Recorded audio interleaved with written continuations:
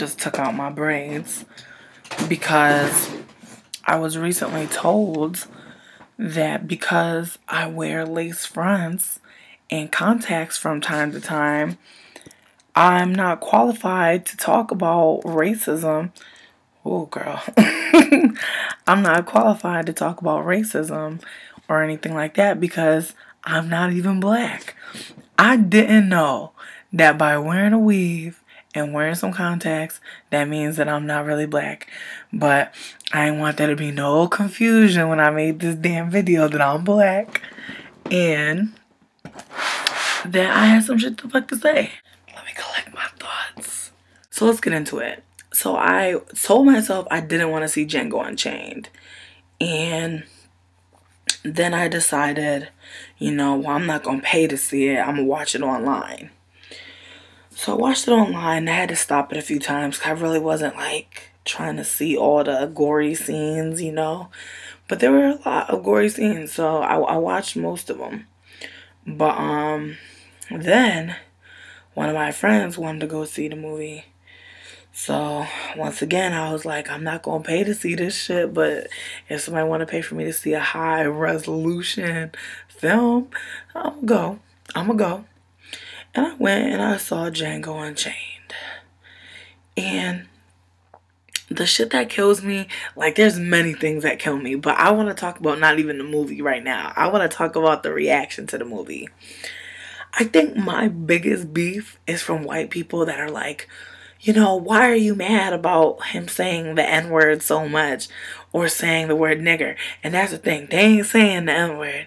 White people right now feeling real comfortable saying the word nigger. Like, not even nigga, like nigger. And I'm not trying to be like, oh, there's a difference. But there is. Be real. You know what I mean? Be real. It's a difference. I think we've all had that instance where somebody white was trying to be, like, down or something. And they said nigga, but they said nigger. And you was just like, but nigga, we ain't even saying nigger. Like, what the fuck? Ain't nobody saying nigger. You feel me?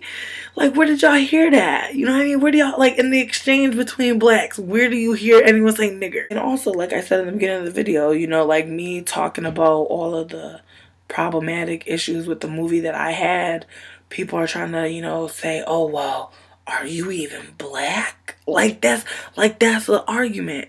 That's an argument. That's the retort. That's the response when someone says some real shit. I'm like, it's just interesting to me how every time we hear about slavery, we got to hear about it from a white perspective. We don't ever hear about slavery from a black perspective. And I feel like there's many reasons for that. Majorly, one being that nobody wants to fucking talk about slavery because we too busy trying to fucking survive today. As charming as the idea is that white people think black people are not going through racism and not experiencing prejudice and not experiencing just fucked up conditions just because slavery is over, it's fucking laughable. It's laughable to me. So I think another reason why I guess I get annoyed with movies like this is because it's like, what's funny about this? You know what I mean? What's funny? What's comedic about slavery? The effects are still felt today. As if white supremacy isn't the craziest shit ever. It's also colorism. You know what I mean? The fact that because of my color plus me wearing a weave that's blonde plus me wearing contacts that may be blue, green, whatever fucking color they are, that kind of denotes my blackness. As if there's only one way to be black. As if every time I see a story about slavery or racism or something, it's never from a black person's real perspective. It's some glammed up shit. And it's some apologist shit, you know what I mean? It was literally for real, Django Unchained for me was like watching a Magic School Bus, Miss Frizzle was there to make sure everybody was safe as they guided through racism and slavery. And then the other part that kind of killed me was the fact that somebody tried to be funny and say that I'm being a pseudo activist or some shit because I make commentary on Real Housewives of Atlanta. And it's do y'all realize how many shows out there have black people on them. You know what I mean? And most importantly, how many shows have positive black people on them? You feel me? While there is drama on The Real Housewives of Atlanta, it is a show where I can see black women who are living fucking fabulously. There's not that many fucking shows out there like that. Keeping it fucking real. And I'm not saying that it's like the best show ever at all. And I'm not saying that it's an example, you know, for everybody, because there is some crazy shit that be going on in that show, point blank. But I want to see me. I want to see people of color. And it's hard, you know. And it's hard to see people of color these days not looking like some buffoons, not being like abused, you know, not being treated like real terribly. It seems like every time we get major casting, like whenever it's hella black people in a movie, it's some real sad, tragic shit. And don't get me wrong, we have struggles as a people. We have struggles to this fucking day that we could talk about and exploit. But we don't ever fucking really talk about positive shit with black people. And more importantly, we not mainstream. You feel what I'm saying? It's like the default is white. It's like every time I watch a show, I'm waiting to see if there's a black character. And like, the thing that kills me is that white people are like, oh, well, you know, black people, you know, they couldn't have been in this time. They couldn't have been this time. You know, it's so racist to say shit like that. Do y'all realize that we are like the first peoples? Y'all niggas was not here first. Like, that's the shit that be killing me the most. Is white people be acting like this is their land. It's like, damn, do y'all like black people can't go back in the time before white people got here. You feel me? Like, that's what we're saying. Every time we have a time travel movie, we don't got black people. We basically erasing black people. We erasing the struggles. You know what I mean? We erasing so much shit. And it sucks. And it's like, you can't really talk about shit like that because, you know, you talk about real shit, you talk about bullshit, then people want to try to fucking be like, oh, you know what I mean, have all these issues. It's like, hold up. It's like, I can't fucking speak on the shit that's going on in my fucking community. It's fucking laughable. But it's fine because, you know, I'm not trying to make nobody feel bad because they enjoyed some bullshit. You know what I mean? I enjoy bullshit from time to time. That's life. Unfortunately, in the society we live in, we have nothing but bullshit.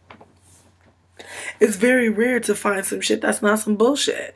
Especially if you fucking like it. Especially if a lot of people like it. But with that said, you know, Django Unchained, that movie, like, it bothers me that every time we talk about black stories, there's some white savior. You know what I mean?